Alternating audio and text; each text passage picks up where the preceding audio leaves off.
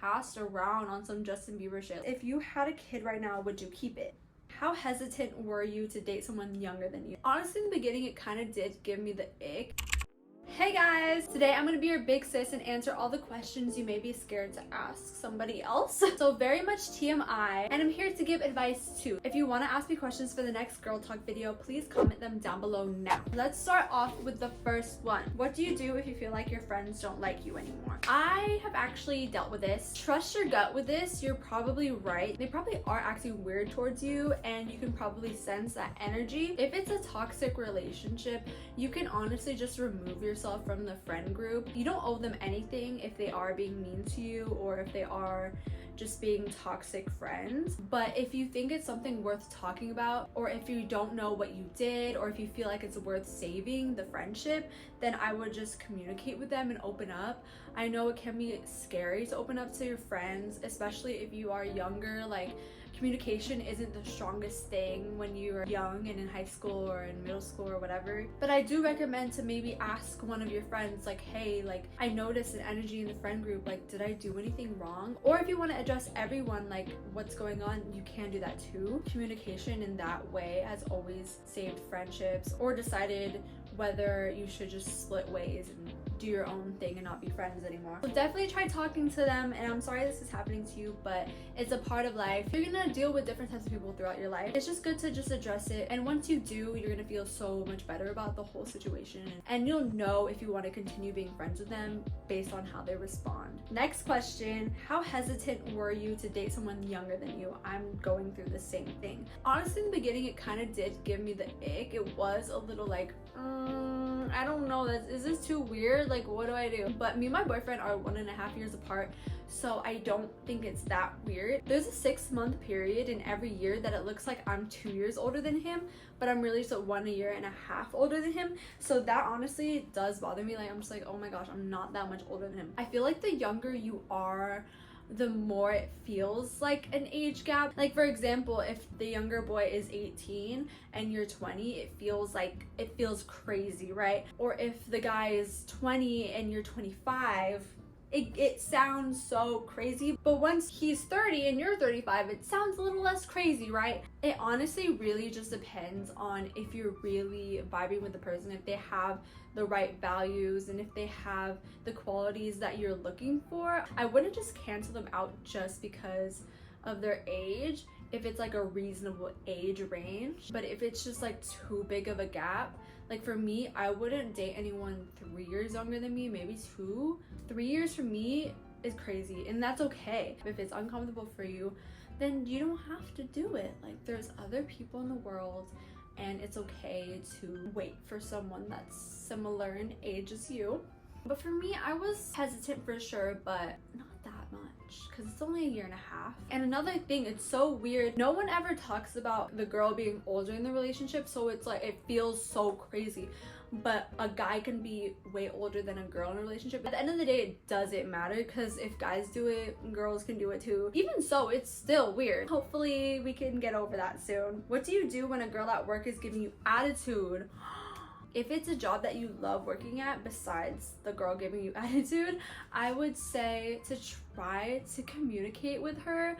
Try to be like, hey, like, I noticed your energy has been really off towards me, and I don't really appreciate or feel comfortable working around you when you treat me like this, because giving attitude back isn't really gonna do anything. It's not really gonna solve anything. If you were willing to, then just try to communicate. Even if you think it won't help, it could. And if they still give you attitude, I would just honestly ask the manager not to schedule you together as much. You don't want to let anyone ruin your opportunities and ruin what you have going on for you. But if it ever gets too far, no job is worth your mental health and feeling secure and safe, so then I would quit. But if it's worth it, try to communicate. Again, communication is key. Next question, how do I get more confident? Oof, listen, I am not the girl to answer this question, but I can give you my best, because I struggle with this too. Something that helps with my like personal just self-confidence is following through with my goals. It makes me confident in myself, that I can believe in myself and do things that I set my mind to. So for example, if you want to be more confident in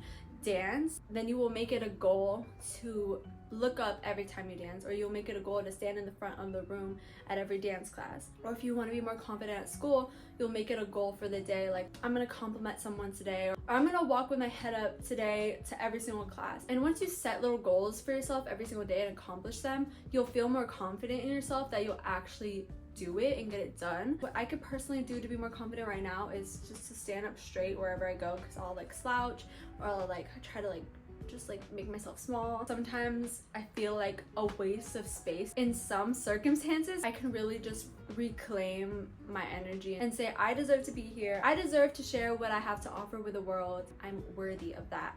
And I think another thing is saying affirmations that resonate with you. You can look some up, like affirmations, be more confident, and you can say them. I'll have some on the screen for you. It's really just about believing in yourself and believing it, because you could feel like a fraud. You could feel like so insecure and hard on yourself. But if you just switch it and just believe in yourself, say your affirmations to yourself, encourage yourself, just change your mindset, then being more confident will come easier to you if you just allow yourself to be more confident. Next question, is waxing worth it? Oh my gosh, some of you guys probably know what I'm about to say. I've talked about this a couple times, and like you guys are probably tired of me talking about this, but I think it is.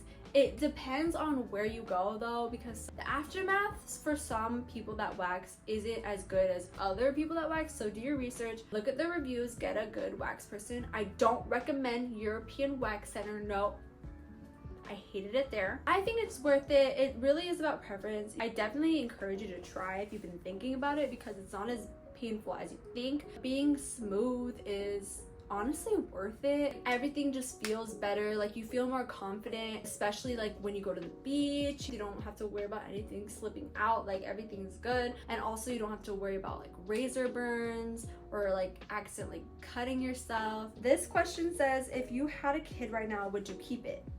I wouldn't, because I'm just not in the place to be a mother right now. If you ask me this in a few years from now, there's a better chance of me saying yes, but I still don't know if I would keep it in a few years from now. I want to be a mother when I'm 29, like 30 latest. So right now I'm 23 and we're a little bit far from that, but I do want kids. Next question, feelings on birth control. I personally don't think it's worth it.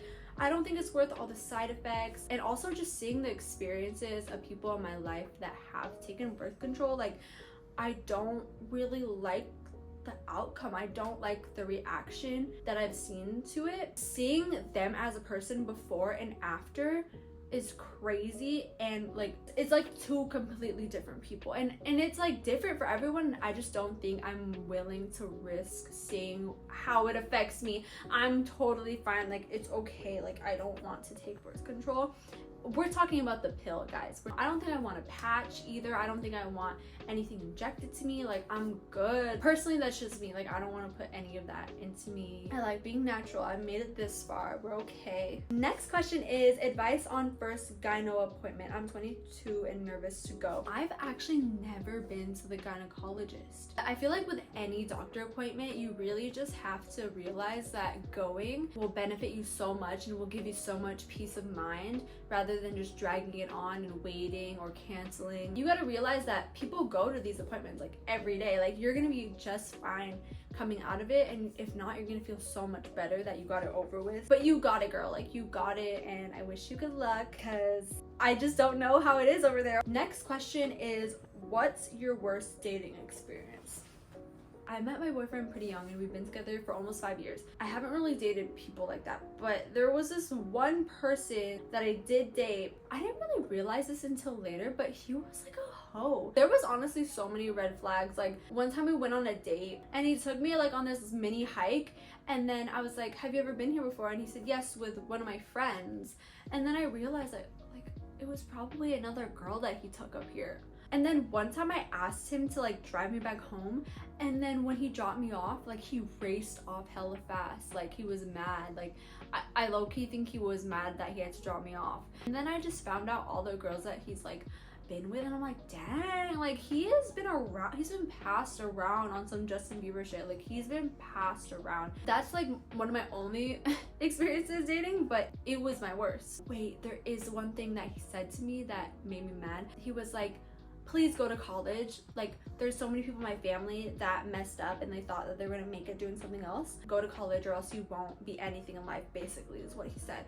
And I low-key listened. Like, I went. That's the only reason why I went to college for a semester. If he hadn't said that, I would have really like stood my ground and said, I don't want to go to college. I want to take a gap year. I want to figure out what I want to do. I have no desire to go to college. I would have stood my ground. But I only went because of him. And you can take that as a good way, I guess, but you can take it as a bad way too, because it was honestly a waste of money and time, because I freaking failed my English class. That's another story. And this is the last question. How do you deal with friendship breakups? After you have broken up with your friend, I think all you can really do is just give them the respect and the space that they need. You don't really need to be bashing them or just sending bad energy and bad vibes their way. No matter if they did you wrong or you did them wrong, like, everyone is just living life and trying to make it through. So if people make bad decisions, all they can really do is learn from it. It might be so fresh and you might not see the lesson until years later, but I just think, like, just give them the respect because you were their friend before, and you don't need to be like putting your business everywhere or putting their business everywhere. Just like understand that people separate and people grow apart and people aren't here to stay all the time. And it's learning to accept that too, that some of your friends, you're not going to be friends with them forever, or it's not going to be the same or how it used to be.